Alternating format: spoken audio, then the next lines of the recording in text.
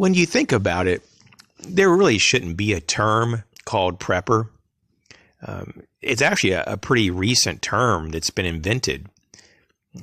Going back all through history, there was no need for a word to define someone as prepared because that was just kind of how things were. And so when we have a word now that says you're a prepared person, well, that kind of infers that there's a lot of people that are not prepared. So there's a lot of non-prepper-like people out there. And I would say the great majority of people out there are not prepared at all. That's one of the motivations for me to do this channel, because I think that personally that it's well under 10% of the population is prepared for anything even moderate in nature in terms of disasters. I would say it's probably closer to around 5% of the population from different statistics that I've seen over the years. But yeah, 3 to 5% of the population has some capability, and that's about it. Pretty scary stuff.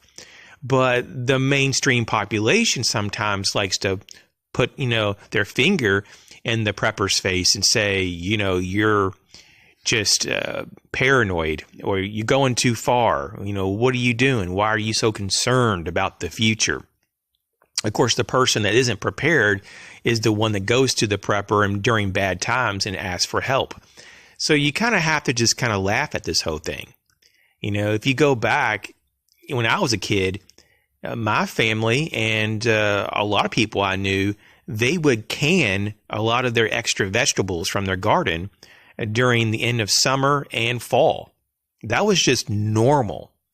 And we would have, just a massive amount, hundreds of mason jars filled with vegetables that were canned so that we could eat off of them during winter. And it wasn't so much that we couldn't go to the grocery store and get stuff. It was just that was the way we dealt with having extra food in case we got snowed in, because there was a lot of snow days when I was a kid. Some of the winters were pretty intense. Sometimes we would be out of school for a week or two at a time.